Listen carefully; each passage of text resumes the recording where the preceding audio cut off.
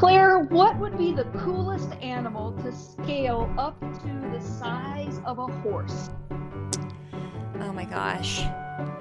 Um, uh, my first instinct is anteater, but that's horrifying.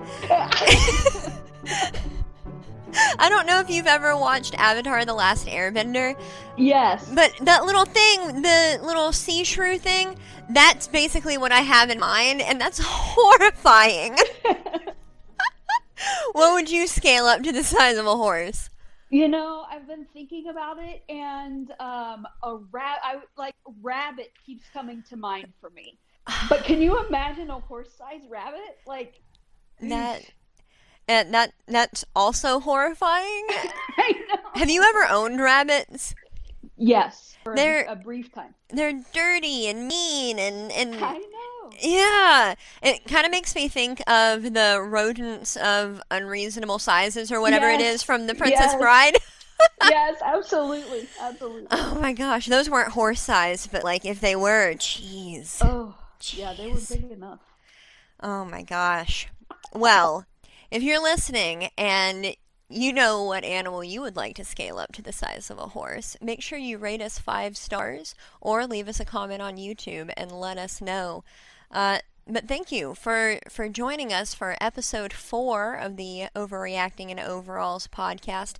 My name is Claire. You can find me everywhere on the internet at Rent to Grown, and I think you might have noticed we have a special guest host today while Anna is out. Special guest host, go ahead and introduce yourself. Well, my name is Wendy, and anywhere on the internet, mostly you can find me Wendy_Wonderhiker or some derivative thereof. Sometimes Wonderhikers first, sometimes Wendy's first. But I'm so glad to be able to join you today, Claire. I'm so glad you were able to join us. I'll make sure to put all of your social media links in the show notes or in the description. But you also have a podcast, so you're practically an old pro at this. Oh, I think I've done maybe 4 podcasts.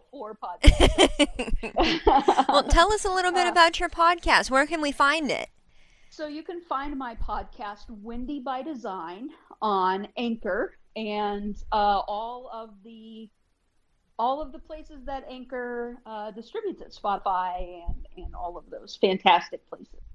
And so Wendy by Design is mostly just musings of my head as I'm working through the process of what the second half of my life will look like, and a lot of thoughts from what the first half looked like. I'd like for the second half of my life to be absolutely different than the first half, so I'm designing that as I go along. That's excellent, and I've really been enjoying listening to your episodes. They're so soothing, and I can just listen to them forever. Listening to your little episodes, it feels like meditation. Oh, I absolutely love it. Love it. Thank you. Love Thank it. you much. Well, while you're here, could you tell me, have you over or underreacted this week? Well, probably, but whenever anyone asks me about an overreaction, there is one particular story that comes to mind. Okay. For this story, you should know that at one point in my life, I was married, and I am no longer, which is fine.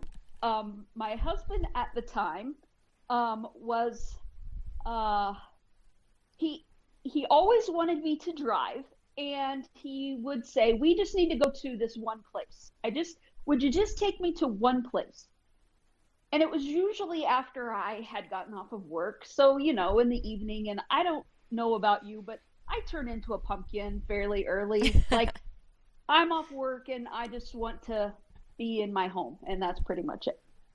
So this particular night, it was raining, and it had been raining all day, and the last thing I wanted to do was go out and take him to this one place, but he really needed to go. And so we went. Now, the other thing about him is that after we always went to the one place, there were at least 2 or 3 more stops that we had to make, which never made me very happy. Mm-hmm. But especially on that night, I'm guessing that I was probably pretty cranky. And raining, cats and dogs, just rain. I took him to the place he wanted to go. And then he said, I need to go to an AutoZone. What? Really? An AutoZone? With the rain? Why do we need to go to an AutoZone? Like, I let him have it with both barrels. Like, I'm tired of this. I don't even want to be out. Yeah, you always do this to me. We go one place and then you have to go another place and another place and another place. And he just sat there and didn't say anything back, which was surprising because he normally gave back anything that I had to say. But anyway, he was quiet and he just let me go on, which was probably very smart for him at that point in time. But we pull up to an AutoZone, and he says, before he gets out of the vehicle, he asks for the type of vehicle that we have. And I'm like, I have to tell you this again? Like, are you kidding me? It's a 2015 Nissan Pathfinder. That's what we have. And so he's like, okay, 2015. Just get out of this vehicle. I said to him, get out. We are here. Get out. And so he gets out, and all at once I realized what he was going into the AutoZone for. And that was for some windshield wipers that I really, really wanted for my Pathfinder. They are the like deluxe, extra special, super duper Rain-X, take all of the rain off of your windshield in one fell swoop, never to be seen again, windshield wipers. And he had been planning to purchase those for me the entire time, and I was very unkind about the whole situation. So he came out along with a guy from the AutoZone. They put the new windshield wipers on, and it was beautiful, and I felt like a real shit. I don't think you overreacted in the slightest. So you got a combination of things, right? You got the straw that broke the camel's back. This is a regular occurrence and everything. But also, if he had just been honest with you from the beginning about, hey, I need to go to this one place, and then I also need to go to this other place, and then any other, like, you know, he probably knew that if he was like, hey, I need to go to these 4 places, that you wouldn't have taken him. So, like, it's manipulation. I don't think you overreacted at all. I'm glad you got your window wipers to boot. I think you reacted absolutely perfectly. Oh, goodness. How about you, Claire? Did you overreact or underreact this week? Okay. So, are you familiar with the concept of chicken math? Chicken math? Mm-hmm. I am unfamiliar with chicken math. Okay. Well, chicken math and its very close cousin, plant math, are what happens when you go shopping for either chickens or plants. Sometimes you do a twofer and you do both. Okay. But it's when you go planning to get a few things. Maybe you're not even planning to get these things at all in this trip, but you will in the future. And so you go, in my case, you go to the nursery and you're there to buy dirt. For your plants. As one does. You got to have the dirt before you can do the plants. And I was getting pieces of dirt to mix together for the plants, you know. And then I walked by the sad plants. The sad plants are the ones that in these big commercial nurseries, they don't get taken care of, and you can buy them for $2 a piece. So I spent $6 on like $50 worth of plants. And the math is, it's fine that I bought all these plants because it didn't cost me any money. And you never take into account the amount of time that you're going to also have to invest into it. And the same goes with chickens, or really any other kind of livestock. If you have the capability, I've heard of it even becoming pig math or cow math, whatever your proclivities are. So this is my table right now. If you're on YouTube watching this, you can see it. But if you're listening, my table is covered in plants. Oh my goodness. So this is not even, I did not intend to buy any of these. But I bought them. And I will have more. I also am ordering seeds. I have not built my raised beds yet. I've not figured out my in-ground garden yet. But when you see the sad plants, they get you in with the sad plants. And then you're like, okay, well, while I'm buying plants, I might as well go ahead and buy the baby tomato plants while they're really cheap and then repot them, as I've done in this picture, so that I'm not paying for the big ones when they get big in a few weeks. And that's the idea behind the math. And so I came home and I was like, hey, Matthew, look at all these plants. Look at how much money I spent by buying them early. That's, and he's definitely of the opinion that, like, just because it's on sale, like, you didn't get $100 TV for $50. You bought a $50 TV. You're still out $50. So it doesn't matter that I got them cheap. It just matters that I bought them at all and we are woefully unprepared for them. That's why they're on my table. And so I was like, why can't you ever be proud of me? Why can't you ever just be excited about plants? And he goes, because plants mean work, and I already work full time. And I was like, I understand, but can you be excited that I'm excited? And he was like, no, because a month from now, when it's time to go out and water them, you're going to be like, can you please go out and water them for me? I don't feel good. And he's completely right. He is completely right. But that didn't stop me from stomping off to the bedroom and sulking. So I did overreact a little bit, as I am wont to do.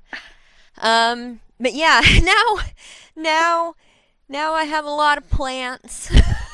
You do have a lot of plants, but also you were a very good steward of your money. You did not overspend. No. Hear me out. You didn't overspend.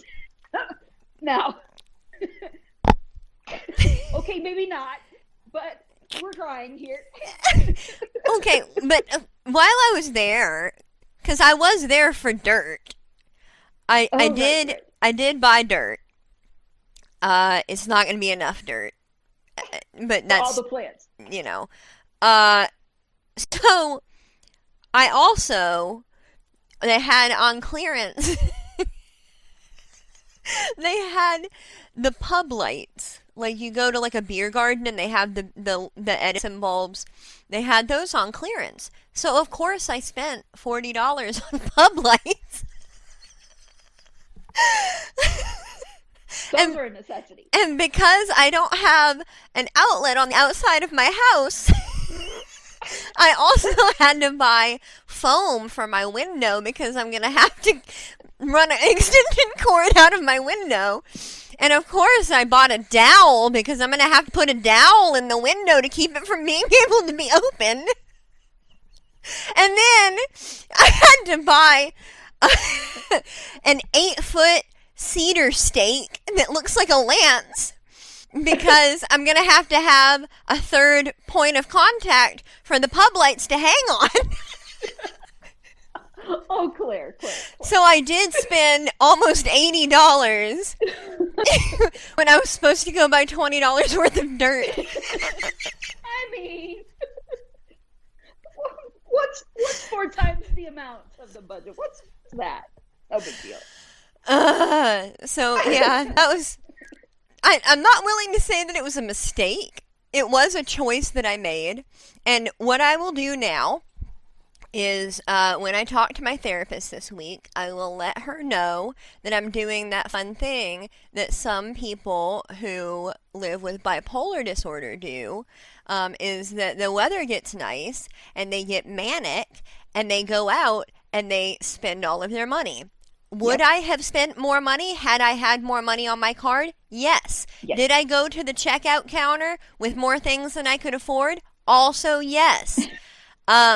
So choices were made. Those are the things that did come home. The several gallons of paint that I found on the oops shelf did not make it home with me. Well, sometimes we are protected by like Poverty? money quantity. Oh goodness. So yes, I overreacted. We're going to blame the mania. It's fine. I'm fine. This happens on the regular. This is why Matthew's in charge of the money. When I was working a regular, 9 to 5 job, I would hand him my paycheck. And he would give me back some of it as an allowance at my request. Because I can't spend what I don't have. Yep. Yeah, this is an all the time thing. Yeah. This was the situation at my house when I was married was very similar. However, I was Matthew in this situation and my husband at the time was you. So I fully understand. I completely understand why you divorced me. I deserved it. I ask him all the time. I'm like, why are you even with me? It's like having a child. Oh, bless your heart. It is. I mean really well. I mean so well. I know. Two of the plants that I bought are impatiens. Because Mother's Day is in May.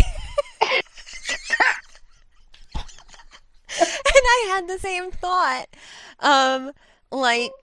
I guess I can just buy them while they're small and grow them out in the hanging basket so that when I go to give them to my grandmothers, I'm not spending $4 on hanging baskets and I'm only spending $20 on the ingredients to make a hanging basket. See? Except when you go, there will be other things that are on clearance. I know. Yeah. I know. It's a tough situation. But I got the impatiens, so they're used to getting petunias, but I am really good at killing petunias, so I got impatiens because they're much more forgiving, despite the name. Yes. Have you done anything else humiliating this week? What you got? You got anything else? No, I don't. I'm trying to think. Usually I do. I do. It's just way too close to reveal all of the things. Like I'm still dealing with the emotions of this situation. I completely understand. So you and I are in a Discord group of wonderful women that we've just kind of collected on the internet. And I was talking about something that was going on that was super personal, and last week, because I thought I underreacted, and I don't underreact very often at all. Yeah. What? But last week, I had it, written down in my notes. I was gonna share this thing, and then I got to talking, and I was, setting up the story and everything. And I just froze. And Anna was like, you okay? And I was like, yeah, I just don't know how to do this. Yeah. And she was like, well, you don't have to if you don't want to. And I'm like, well, we got to kill 20 more minutes. What am I going to tell? So I told an adjacent story last week that was a lot less damning for the people involved. Yes. Yeah. So I completely understand. I really thought I was gonna start throwing blows last week, but I thought better of it, I Yeah. continued to underreact by not calling people out on a public forum. Yes. Smart. Oh dear. Oh Yes. dear. I don't necessarily have another story about how I personally overreacted, but I do have a story about how I think someone else overreacted. So, how familiar are you with reusable menstrual products? Not familiar at all. Okay.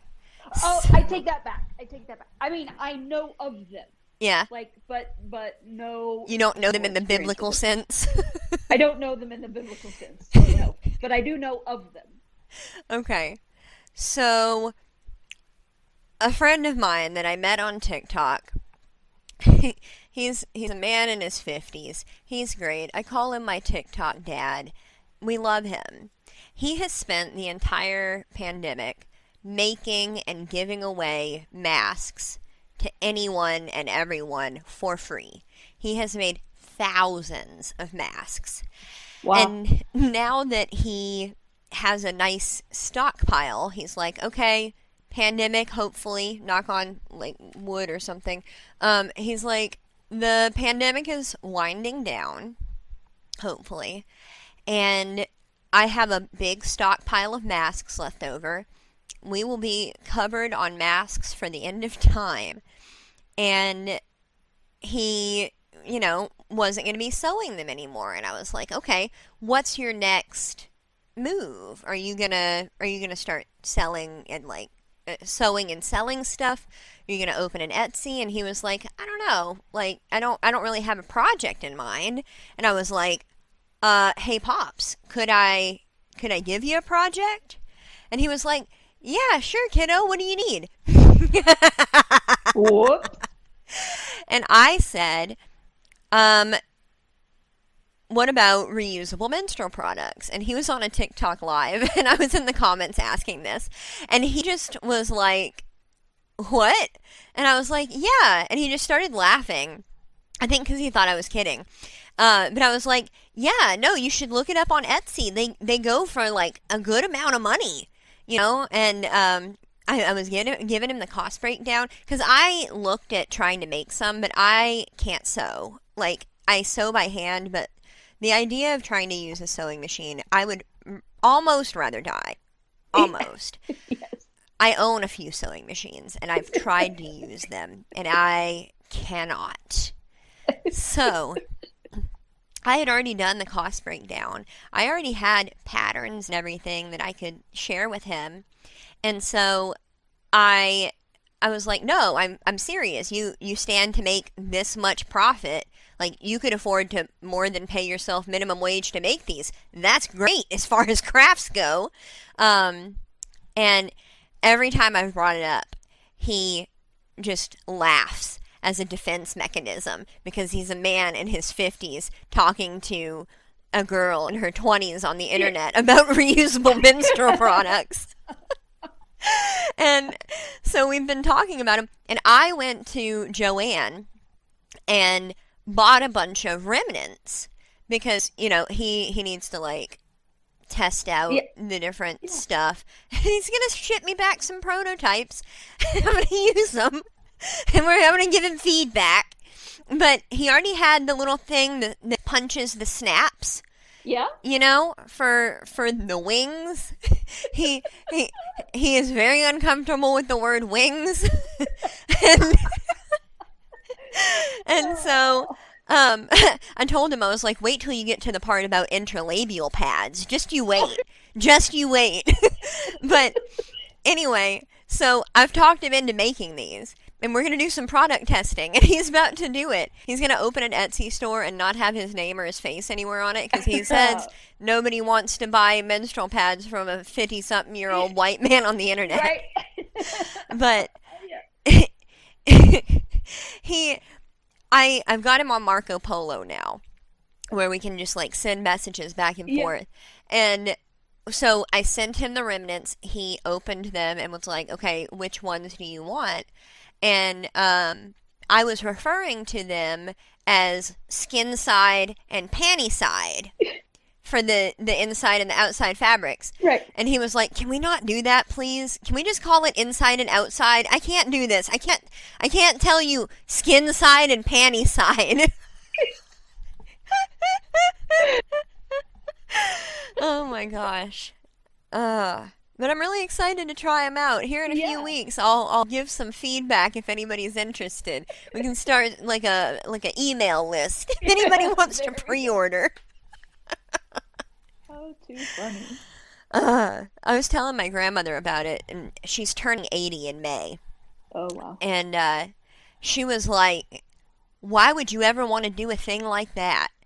And I was like, "Why not?" And she was like, "Because I had reusable pads when I was young, and I had to wash them. And then all my kids were in cloth diapers, and I had to wash them. And I didn't have a washing machine until my third kid was born." And she was very against it. She was like, "Why would you do that? Why would you go back?" And I was like, "Come on, Granny. It's not like it was back in the day. Like, you just sit a bucket of pre-soak in your bathroom. You'll be fine. You don't even have to touch it. You just dump the whole bucket of pre-soak in the washing machine." And she was like, "It's just very unsanitary, and at some point one of them's going to turn, and you'll know it, and you'll never get it clean, and you'll just have to live with it." And I was like, "I'll throw it away." Right? But it never occurred to me that she lived in a time where that was the norm. Yeah. I had never I don't spend a lot of time thinking about like how people deal with that throughout the ages. Yeah, I every once in a while it crosses my mind, but not often, not very often at all. Yeah, I mean, I know I've Googled it before, and I think that's what got me on to cloth pads. But I wasn't thinking of like my grandmother. I was thinking of like 1700s people. Yeah. Those people that we are far removed from. Yeah. So that was a little crazy. I also told her I was planning on one day if I have kids, I'm planning on cloth diapering them, and that just she was done. She was like, "I don't even want to talk to you anymore because you're gonna learn, and you're not gonna learn from me in this conversation." Yeah, but it's such a different time than in now, right? Because they had all the hand washing and rinsing and all of that stuff, and now we just throw. I mean, washing machines now are even designed for that. Like, you have soiled diapers, they go in right here. Yep. So. Yep. Yeah. Do you ever? Because you're just a couple years older than me. A few, just a few. I think I'm your son's age, actually. But I think you're closer to his age. Yeah. But do you ever find that like those things are not things that people talk about? Because I feel like people who are my age are like pretty well open about stuff like that. But if I was to say anything like that around my actual dad, like bio dad, he would do this thing that he does where he's holding in his anxiety and he just goes, Yeah, so I think that that kid, I'm gonna say kids because I don't know what else to call you, but okay, you. It makes me feel great. Thank you. I haven't been ID'd in a long time. But that's one thing that I really appreciate about young people today is that I find that you are very open to all sorts of things, conversations, very open to just acceptance of a lot of different ideas, and even people who are my age. Like I'm Gen X, squarely Gen X. We are starting to open up our minds some more, but we were raised, of course, by boomers, and same. That, yeah. So that was very difficult. I think that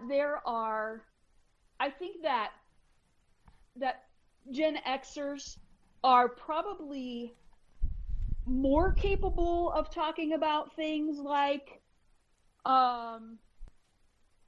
reusable pads and bras and panties and whatever than boomers. Certainly, my mom does this thing and it makes me crazy. Every once in a while, I find myself doing it, and I'm like, no, stop, we're not your mom. But there'll be a word that she doesn't want to say out loud, and so she'll whisper it, and I'm like, why did you whisper panty? Like, we are both grown women. We have worn these garments our whole life. Mm-hmm. Like, you taught me the word panty. Why are you now whispering it to me? There's no one else around. So yeah, but I find that Gen X and younger seem to be much more open to all sorts of ideas, all sorts of things, and willing to have tough conversations that folks older than us just couldn't have, weren't prepared to have, weren't taught how to have, things like that. So I think, quite honestly, I think we've got some great things coming up in the future as far as how we can relate, or how the world will relate to each other, or at least our society will figure out how to relate to each other. I hope, anyway. I hope so too.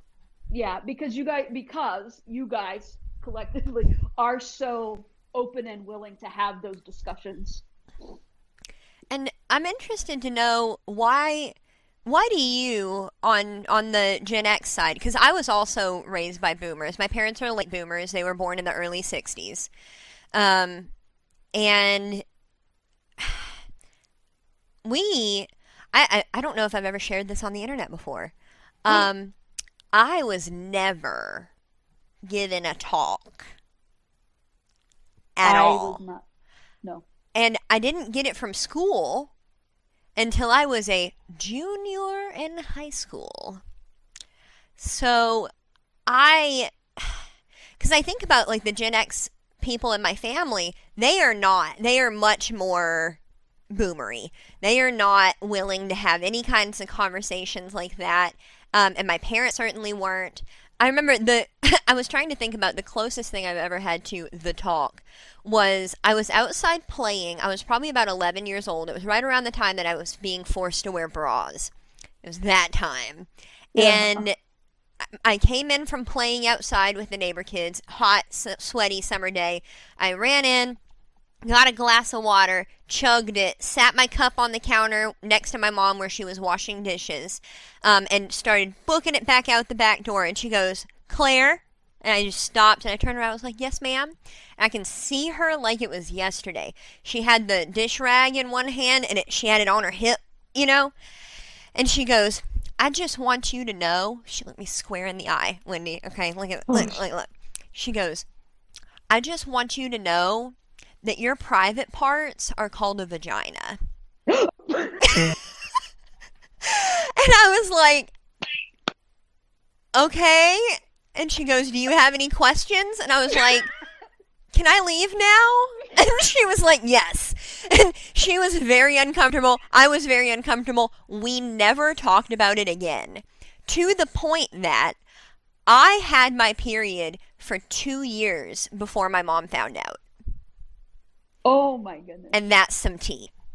Oh my goodness. She had no idea. I thought I was dying when it first happened, and I just didn't tell anybody.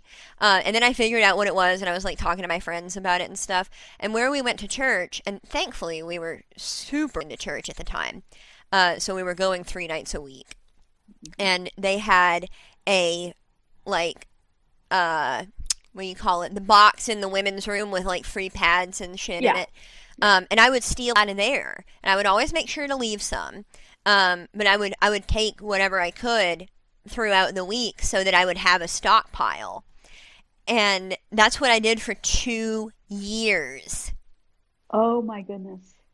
And then whenever she finally found out, she asked, she was like, "How long has this been going on?" And I lied. I was like, "Oh no, this is the first time this happened." And she went out and bought me tampons, and I'd never used tampons before, I don't think. And she made me sit there and read the instructions to her. Oh. And she was like, okay, do you feel like you can do this by yourself, or do you need help? And I was like, go away, Mom. No, Yeah. no, I'm good, thank you. Uh, But I never told her. I never told her. She died thinking that, like, we were Gucci like that. oh my Absolutely not. And so, I don't know, back to the original point, yeah. the reason why we are all so open varies a lot from person to person, but for me, it was because I was so uncomfortable even threatening to bring up anything like that.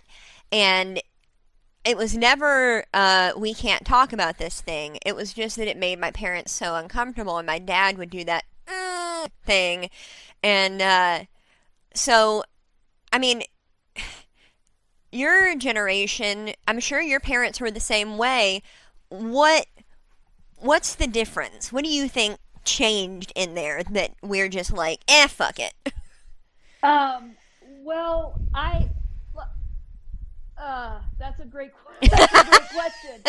Um, I think, quite honestly, I think when we started having kids, I would tell you from my experience, like I was so ill prepared to move out of my house at 18 because, Mm-hmm. like, I grew up in a very strict, it was a very strict environment in that there was no secular music played. Like if we listened to the radio, it was Christian radio only. There were only Christian radio art, like music in my house.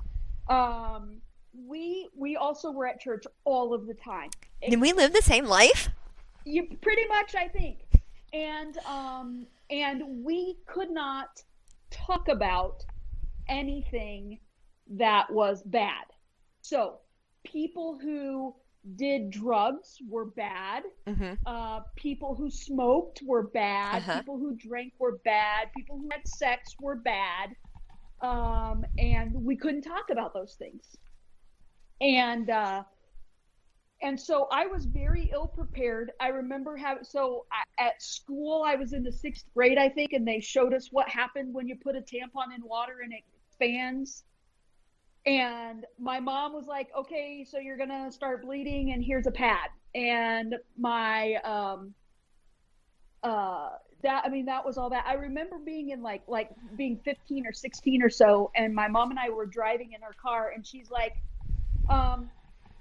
so if you think that you might have sex, I would like for you to tell me so that we can get you on the pill. And I'm like, okay, now, first of all, I'm like, I can't have sex with anyone because I'm not married to them, and that's wrong and bad, right? Like, right.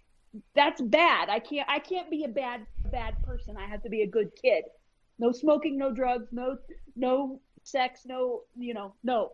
So I said to her, I remember saying to her, I'm not having sex until I'm married. Well, whatever. Yeah. I thought that too for a long time. Yeah. So when I decided after I graduated from high school, I decided to move out, and I was so ill prepared for what the world was like. Yes. Like what the real world was like. Yes. And there are people who take advantage of sweet, naive 18-year-old girls who don't know what the world is like. Yes. And believe that everything is Disney movie and rainbows and sunshine, and if they say I love you, they love you forever, and all of those things. Mm-hmm. So I knew after some hard knocks that when I had kids, I did not want them to be ill prepared. Yes. So from the moment I found out that I was pregnant, which is a whole nother story in its own right, I decided that when I was raising my son, that I would always raise him with the thought of what kind of man is he going to be? What kind of husband? What kind of father? What kind of what kind of attribute to society is he going to be? And I have continually raised him. I've made every parenting decision with that in mind. That's awesome. Yeah, and I think he's fantastic. I mean, of course I'm biased, but I think he's a fantastic kid. A young man, really. He has done remarkable taking care of me in the last several months. And quite honestly, all his life, he does a good job with Mom. But yeah, and so I think Gen, for a lot, I mean, maybe not for a lot, but for the ones that I know, Gen Xers were like, we weren't prepared. We want to do better for our kids. So let's figure out how to do better for our kids. I think, you see the era of instituting, I can't remember what it used to, like love, something about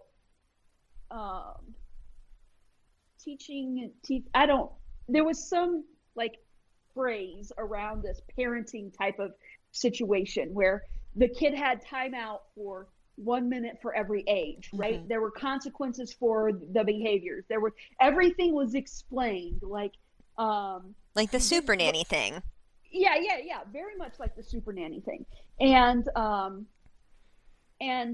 so instead of just, you go over there because you're a kid and you're supposed to be seen and not heard, which is what I think a lot of us grew up knowing, or you'll do it because I say so. Or I'm not saying that doesn't still go on today, but I think Gen Xers, me, whatever, however you want to say it, at least that's the way that I've thought about it. I wanted Doug to be prepared for whatever he would come across in his life when I wasn't around anymore.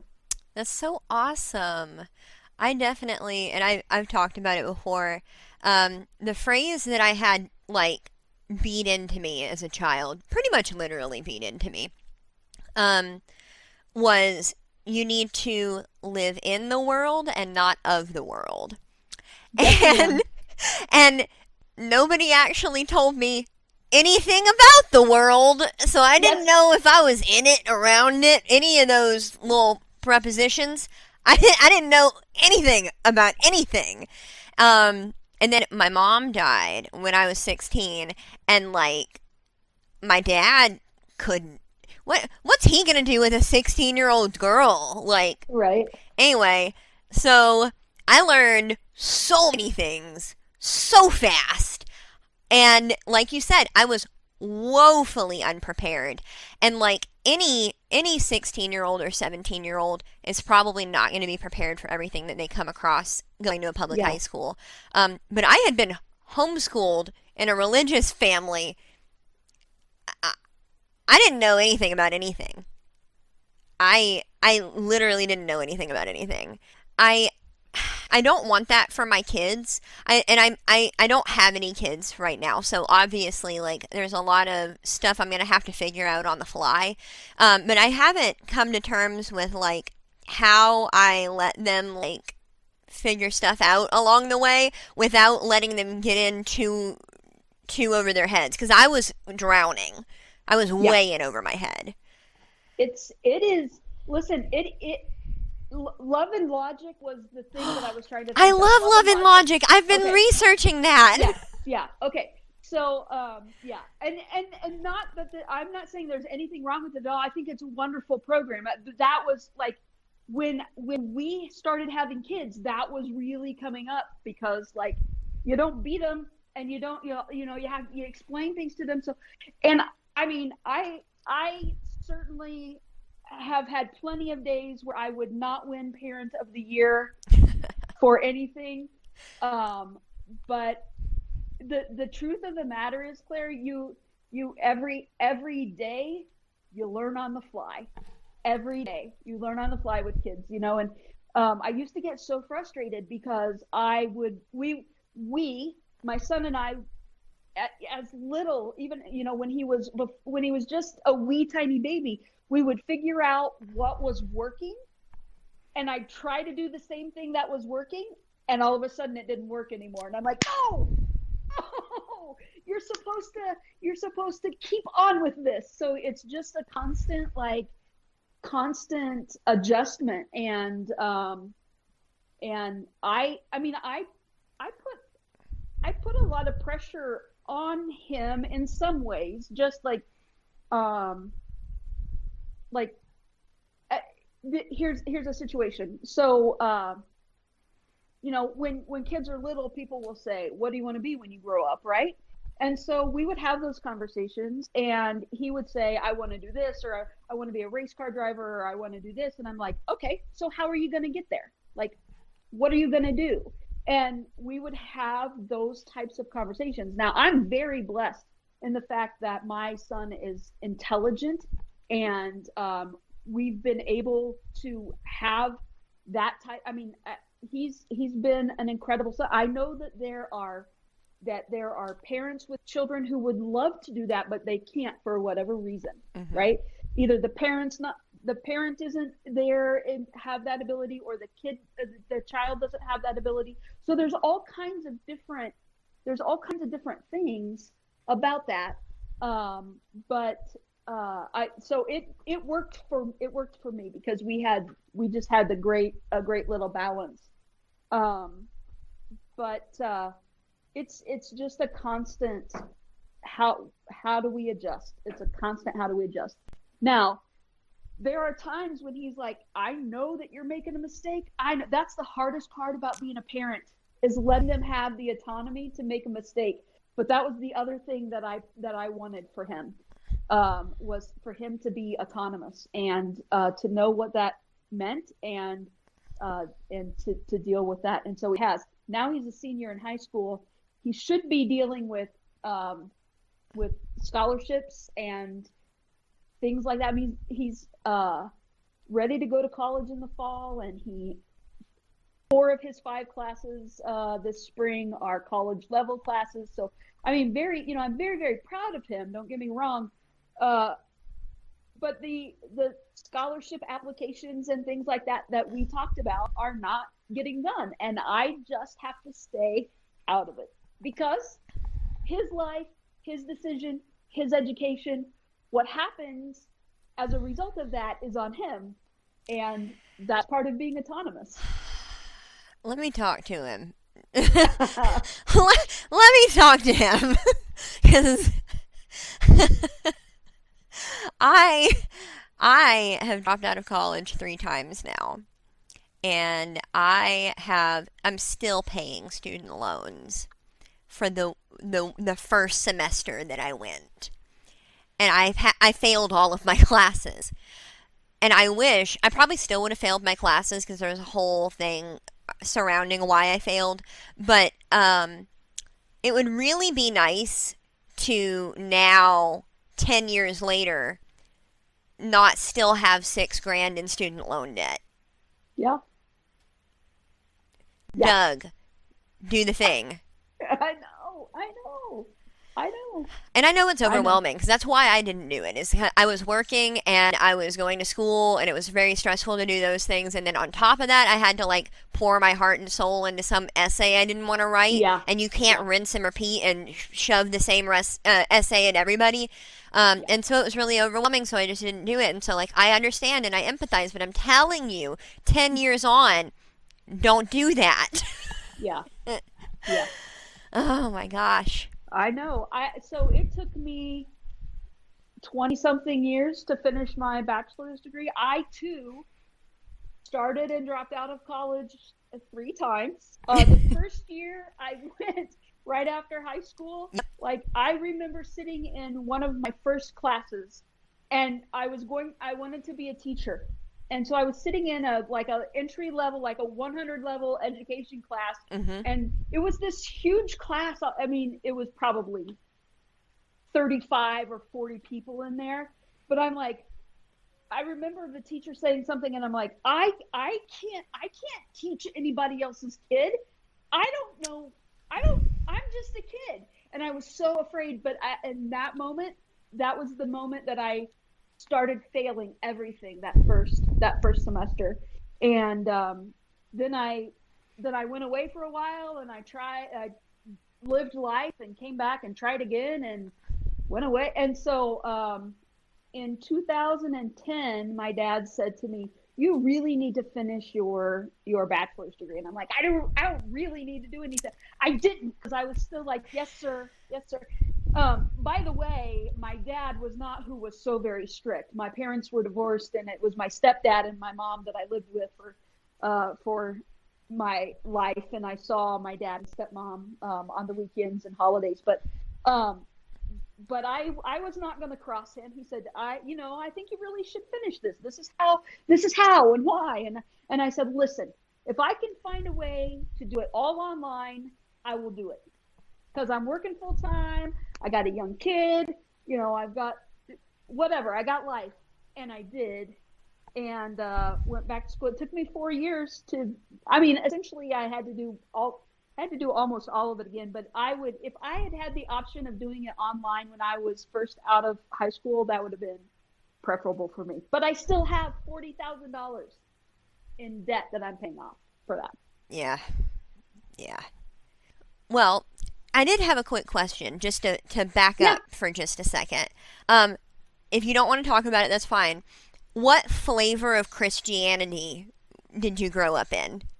A little bit of mixed juices. So we were Disciples of Christ was the denomination, and but also very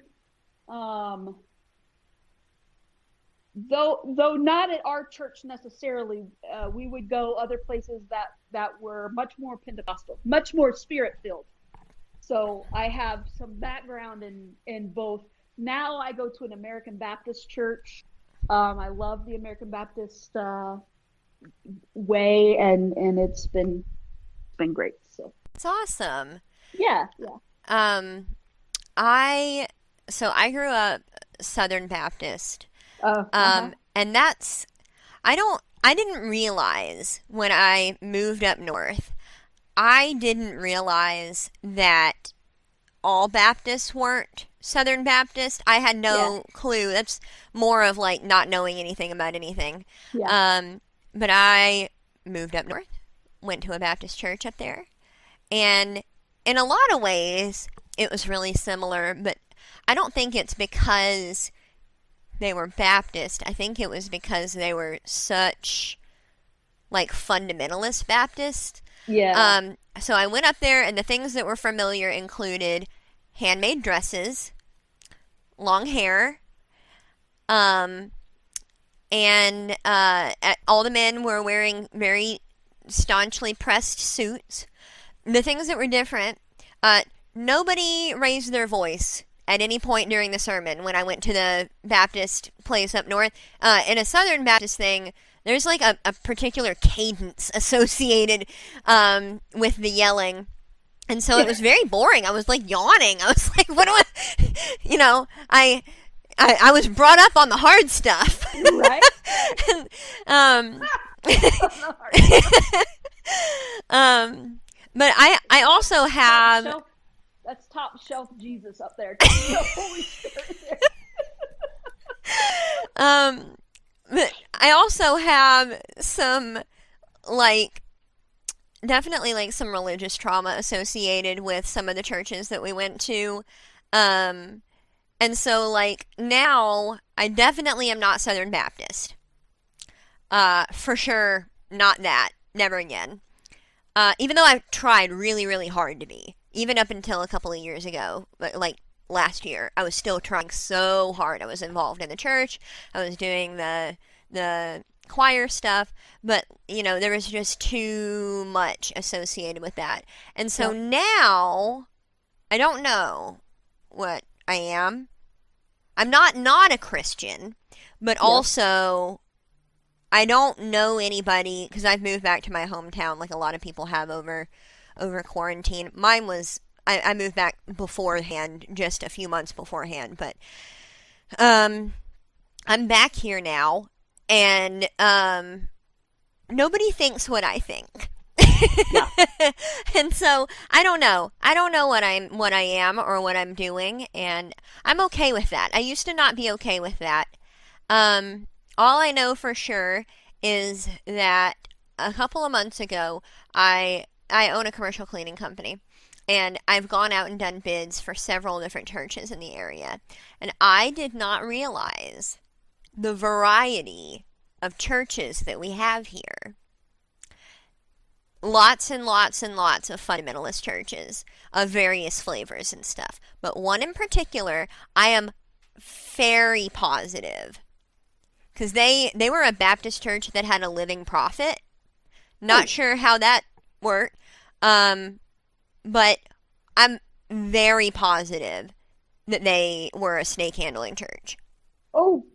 I'm very positive. Ooh.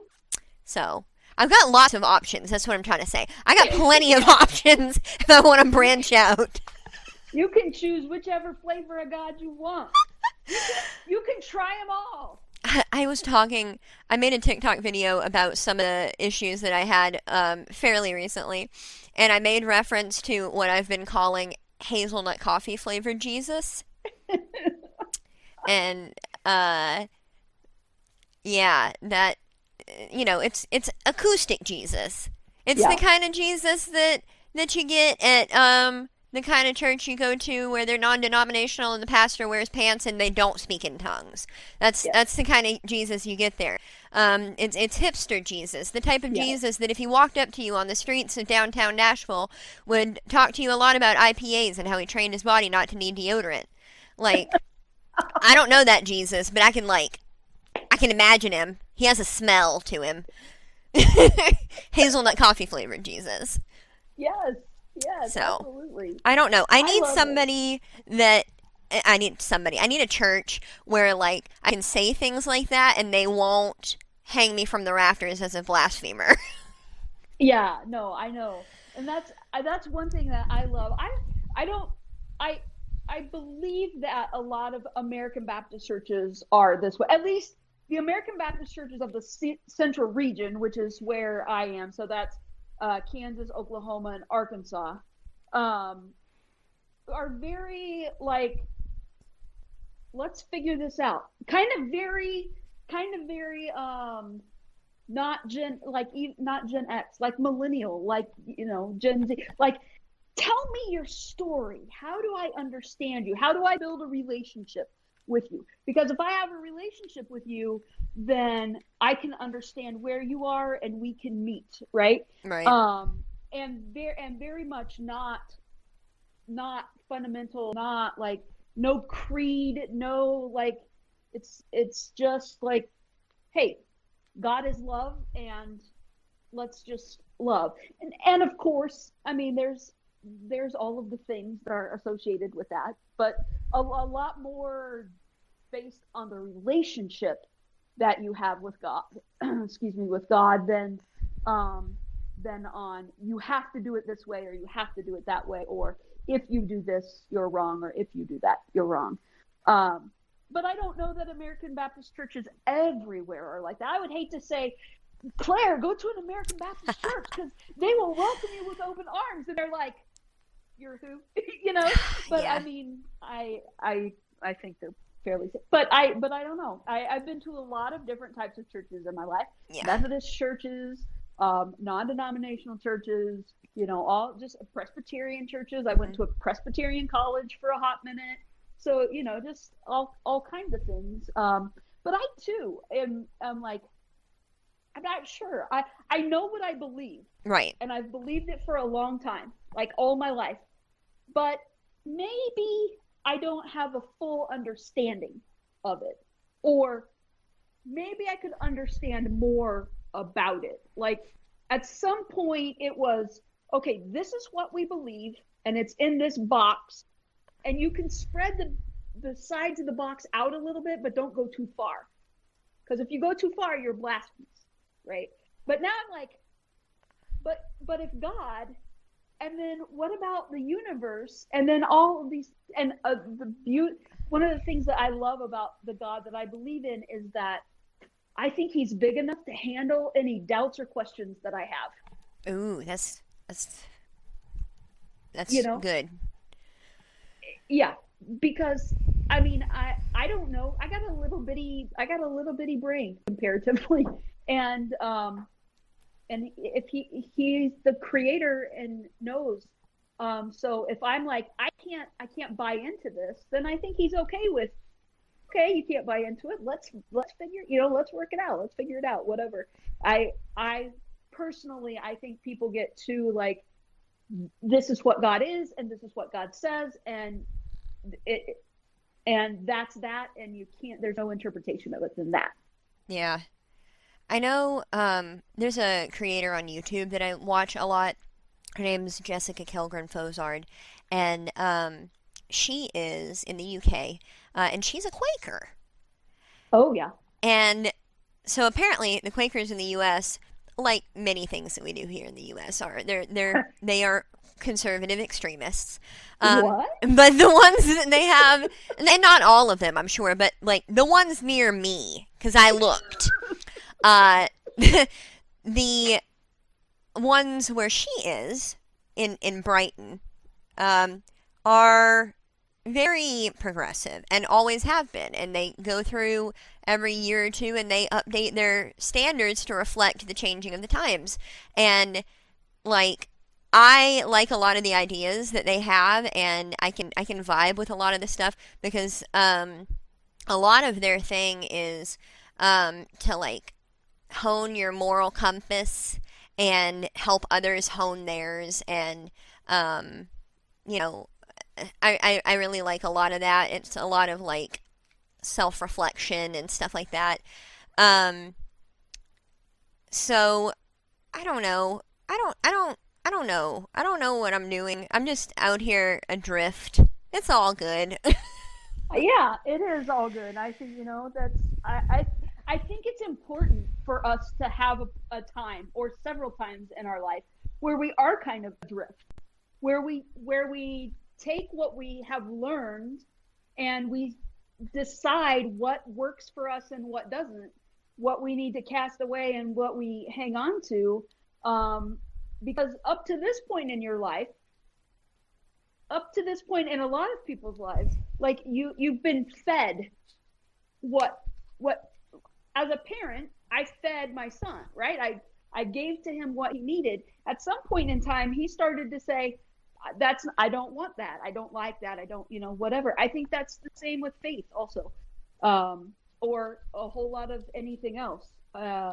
And so I just like this idea of God being big enough to handle that. So anyway, that's my thought. Very, very wise words. Well, normally, this is about the part of the podcast where I would read a submission from one of our listeners. But I am unprepared, and I don't have one right now.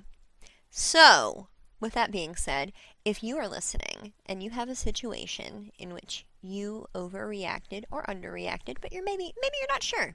You want to know, did I overreact or did I underreact?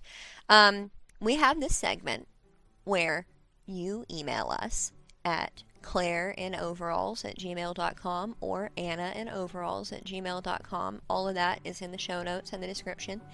And we pass judgment. We tell you whether we think you are overreacting or not. Normally, when I'm prepared. But we're not going to do that this week. But if you want to get featured in next week's episode, make sure you do that. We love to hear from you. Make sure you let us know either by rating us 5 stars on your favorite podcast platform or by commenting on our YouTube channel. Let us know what would be the coolest animal to scale up to the size of a horse. Would it be an anteater? Am I wrong for thinking that? Or should it be a rabbit? How big would those teeth be?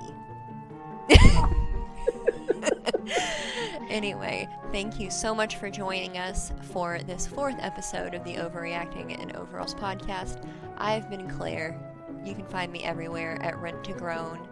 And everybody, make sure you go show some love to our special guest host. Remind them where they can find you. You can find me on TikTok, Instagram, Wendy_WonderHiker, or all kinds of other places. Wonder Hiker Wendy.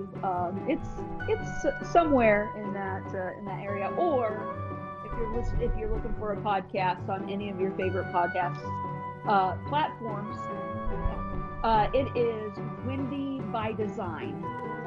Excellent. Make sure you go show her some love. I'm so grateful for you for coming on here today and joining us while Anna is out. We'll make sure to heckle her to get her back here next week. Sure. But in the meantime, thank you so much for listening, and we'll see you next week. Bye-bye!